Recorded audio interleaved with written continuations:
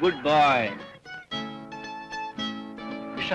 അച്ഛൻ പൂജാമുറിയിൽ നിന്ന് വന്നു. മുതലാളി ഇന്ന് കുളി കഴിഞ്ഞ് 6 മണിക്ക് തന്നെ കടന്നിരിക്കുന്നു പൂജയ്ക്ക്. എന്താ വിശേഷം? ഓ, ഇൻകം ടാക്സ്. അതാണെന്ന് വിസ്തരിച്ച പൂജ. ഉമ്മറത്താരൻ വലിയ മുതലാളിയെ കാണാനാ.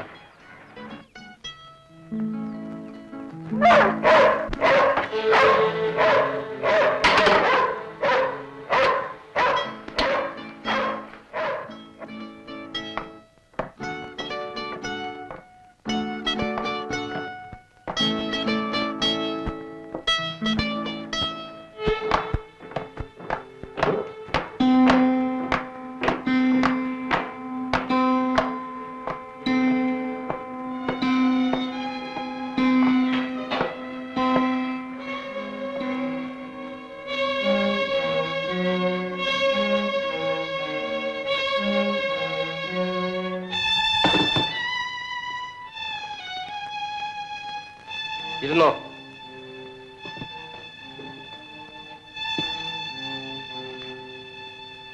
ശരി, രാത്രി നീ എവിടെയായിരുന്നു? ഞാൻ വെറുതെ പുറത്തുപോയി. ബസാറിൽ 9-ന് മടങ്ങിയെത്തി. 9-നോ? 9:10 നിന്റെ മുറിയിൽ നോക്കുമ്പോൾ നീ ഇല്ല.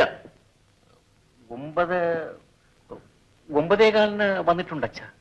എന്നോട് പറയുന്നത് കൃത്യമായിട്ടാവണം. 9:15 എന്ന് വെച്ചാൽ എനിക്ക് 9 അല്ല.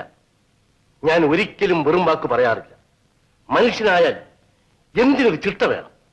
ആഹാരത്തിൽ, ഉറക്കത്തിൽ, വ്യാപാരത്തിൽ, എല്ലാം.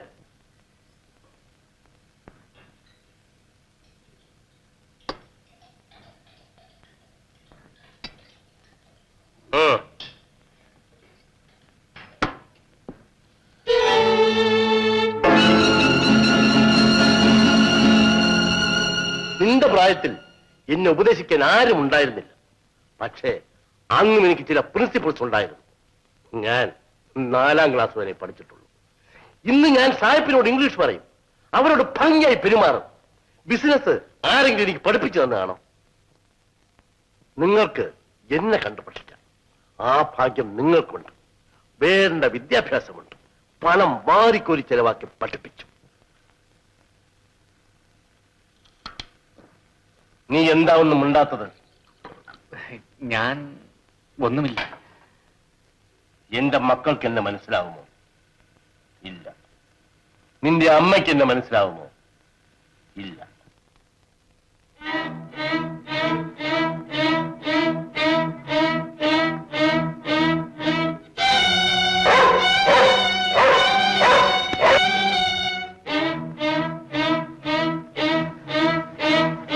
കൃഷ്ണ,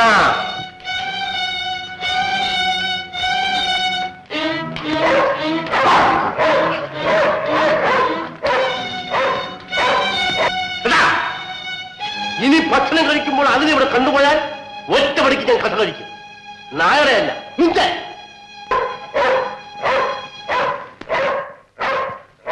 അവന്റെ കത്തുണ്ടോ? നിന്റെ അനുജനില്ലേ ദാസൻ, അവന്റെ? എനിക്ക് എഴുതാറില്ല. അവന്റെ അമ്മയ്ക്ക് എഴുതും. ലാളിച്ച് ലാളിച്ച് അവനെ എനിക്കെതിരാക്കി നിന്റെ അമ്മ. ഇരുന്നോ കുമാര.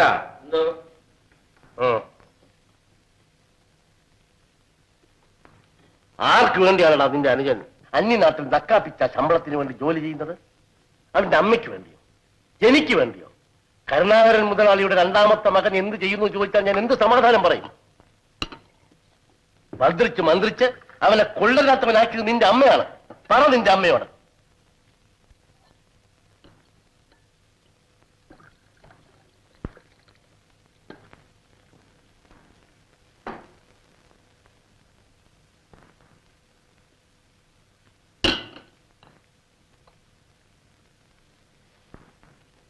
രവി,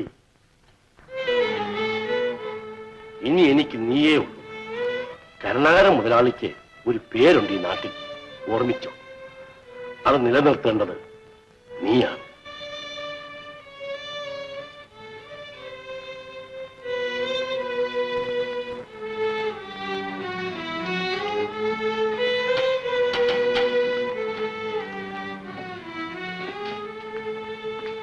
ഉമ്മറത്ത് 2-3 പേർ കാത്തിരിക്കുന്നു.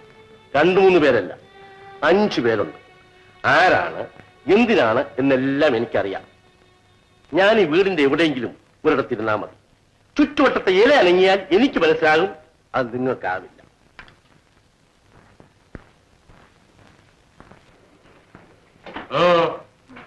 അമ്മ ഒന്ന് കാണണമെന്ന് പറഞ്ഞു. എന്തിന്? ആവലാദികൾ പറയാനല്ലേ? പിന്നെ കുറെ ശാപങ്ങൾ, അവസാനം കരച്ച്. മരുന്നില്ലേ? ഡാക്ടർ ദിവസവും മരുന്നില്ലേ? ശുശ്രൂഷിക്കാൻ ശമ്പളം തന്നെ നിന്നെ നിർത്തിയിട്ടില്ലേ?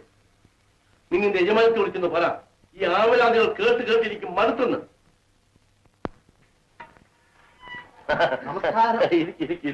ഇരിക്കുന്നാവോ? കാത്തിരുന്ന് മുഷിഞ്ഞോ? ഭാര്യ കിടപ്പായതിൽ പിന്നെ രാവിലെ ആകെ ഇവിടെ ഒരു നട്ടം തിരിച്ചിലാണ്. എത്ര പണിക്കാരുണ്ടായിട്ടുണ്ടാ കാര്യം? അവളുടെ കാര്യം അന്വേഷിക്കാൻ ഞാൻ തന്നെ വേണ്ടേ? ഒരു നിമിഷം വരുന്ന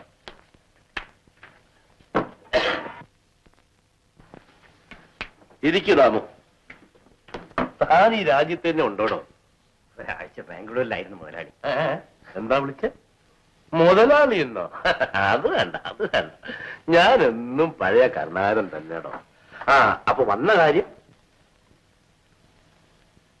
ഒരു മാസത്തെ തിരുമറിക്ക് എനിക്കൊരു 25,000 രൂപ തരണം കർണാടക. PWDക്കാർ ബില്ല് പാസ്സാക്കി പണം തരാൻ 30-ാം തീയതി കഴിയും. തനിക്കും പണത്തിന് ബുദ്ധിമുട്ടോ? ആളെ കളിയാക്കല്ലടോ. എന്റെ കാര്യം എനിക്കും ദൈവത്തിനും മാത്രമേ അറിയാം. ഉണ്ടിയക്കാരുടെ കയ്യിൽ നിന്നാ ഇതൊക്കെ കടമെടുത്തത്. സേട്ടുവിന് കടം വീട്ടാൻ വെച്ച പണമുണ്ട്. രാമൻ നായരെ, നമ്മുടെ സേട്ടിന് പണം വരുന്ന മാസത്തിൽ കൊടുത്താ പോരെ? സേട്ടുവിന്റെ പണത്തിന് പലിശ എത്ര? 25% അല്ലേ? അതെ, 25. സേട്ടുവിന്റെ പലിശ ഇവിടെ കൊടുത്താൽ ദാമുന് പണം കൊടുക്കാം. എനിക്കൊരു കാശ് പലിശ വേണ്ട. ഞാൻ ദാമുനോട് പലിശ വാങ്ങി. നല്ല കാര്യം. അതെനിക്ക് അറിഞ്ഞൂടെ? അതിനല്ലേ കരുണേട്ടന്റെ അടുത്ത് ഓടി വന്നത്. എത്ര റൈറ്റ് കൊടുത്താലും തരക്കേടില്ല, കാര്യം ശരിയാക്കി തന്നാ മതി.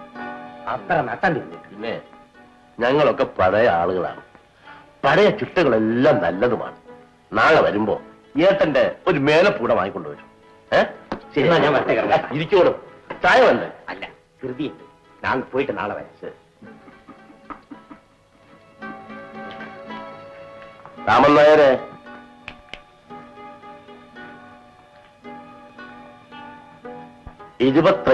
രൂപയ്ക്ക് 6,250 രൂപ പലിശ കഴിച്ച് ബാക്കി കൊടുത്ത് 25,000 രൂപയ്ക്ക് ഒപ്പ്. കോൺട്രാക്റ്റിൽ അയാളുടെ ഏട്ടനും പാർട്ണറാണ്. അതുകൊണ്ടാണ് ഏട്ടന്റെ മേലപ്പ്. മനസ്സിലായോ രാമൻ നായരെ? മനസ്സിലായി മുതലാളി. ഇനി ഞാൻ നാരായണ കുട്ടിനെ വിളിക്കും. ശല്യം. കുറുപ്പേ,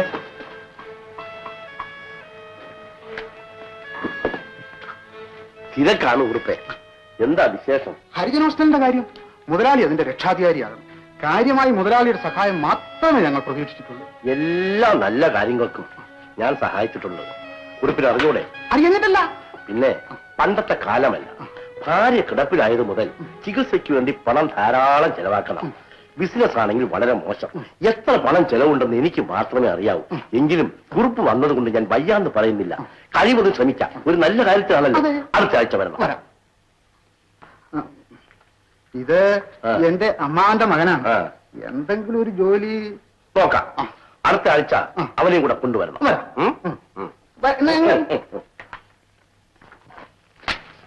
അടുത്ത ആഴ്ച ഒന്ന് 10 രൂപ കൊടുത്തേക്ക്. രക്ഷാധികാരം, അത്രയ്ക്കുള്ള രക്ഷാധികാരവും സാമൂഹ്യ സേവനവും മതി. ഇത് അയച്ചേക്ക്.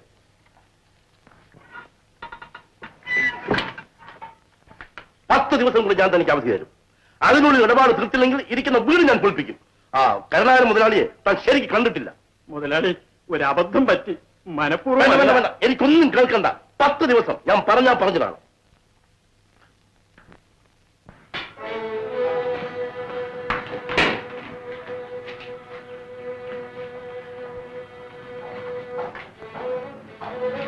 അബ്ദുറഹിമാൻ സാഹിബ് അയച്ച ആളല്ലേ? അതെ. വിചാരിക്കുമ്പോഴേക്കും ജോലിയൊന്നും കിട്ടിയില്ല. 2 ആഴ്ച കഴിഞ്ഞിട്ട് വാ. നോക്കാം.